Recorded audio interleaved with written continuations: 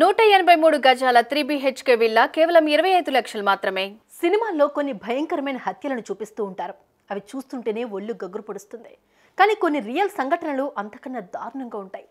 ఇలాంటి వారికి తనమన అన్న తేడాలు ఏవి ఉండవు. కన్నవారు, కట్టుకున్నవారు, కడుపున పుట్టినవారు అన్న తేడా అస్సలే ఉండదు. నవ్వుతూనే ఒంట్లో కత్తి దింపుతూ ఉంటారు.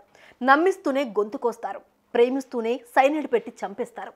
అలాంటి ఓ రియల్ స్టోరీ ఆధారంగా తీసిన డాక్యుమెంటరీ చిత్రం కర్రీ అండ్ సైనైడ్. ఈ మూవీ నెట్ఫ్లిక్స్లో డిసెంబర్ 22 నుంచే స్ట్రీమింగ్ అవుతోంది.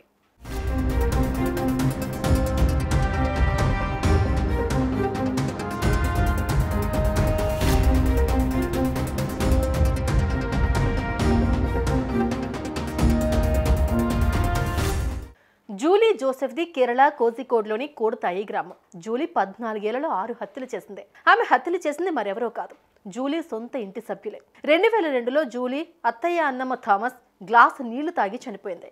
కుటుంబ సభ్యులు వెంటనే ఆమెను ఆసుపత్రికి తీసుకెళ్లినప్పటికీ లాభం లేకుండా పోయింది. ఆమెను పరీక్షించిన వైద్యులు థామస్ గుండెపోటుతో మృతి చెందినట్లు తేల్చారు.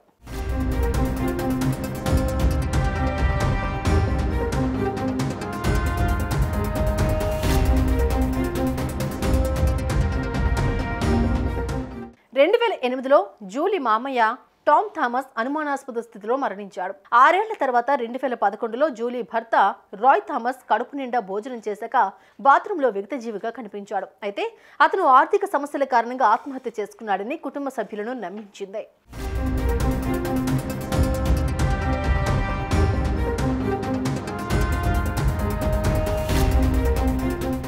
అయితే అన్నమ్మ సోదరుడు మాథ్యూ మాత్రం ఏదో జరుగుతోందని అనుమానించాడు. ఇది తెలుసుకున్న జూలీ అతడి వల్ల ఎప్పటికైనా ప్రమాదమే అని గుర్తించింది.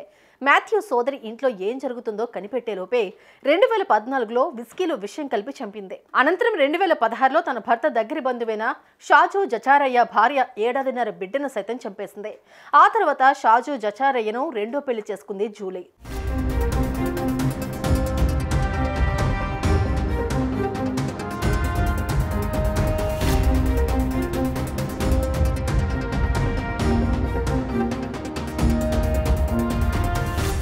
అయితే అన్నయ్య ఆత్మహత్య చేసుకునేంత పిరికివాడు కాదని, కుటుంబంలో ఏదో జరుగుతోందని అమెరికాలో ఉన్న రాయ్ థామస్ సోదరుడు రోజు అనుమానించాడు. అయితే ఆస్తి బదలాయింపు విషయంలో జూలీ అక్రమాలకు పాల్పడడం, తర్వాత మరిన్ని మరణాలు సంభవించడంతో రోజోకి అనుమానం బలపడింది.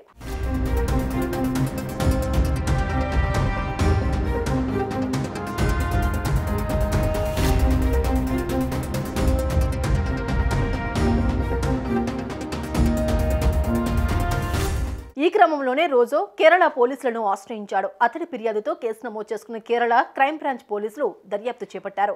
పోలీసుల దర్యాప్తులో నమ్మలేని నిజాలు బయటపడ్డాయి. జూలీ తన భర్త తినే అన్నంలో సైనైడ్ పెట్టి చంపిందని తేలింది. అంతేకాకుండా మిగతా 5గురిని సైనైడ్ సాయంతోనే హత్య చేసిందని పోలీసుల విచారణలో తేలింది. అయితే ఆస్తి తనకు దక్కాలన్న ఒకే ఒక్క కారణంతో అందరి ప్రాణాలు తీసినట్లు పోలీసులు ముందు ఒప్పుకుంది. ఎట్టకేలకు జూలీనే దోషిగా తేల్చిన పోలీసులు 2019 అక్టోబర్లో ఆమెను అరెస్ట్ చేశారు.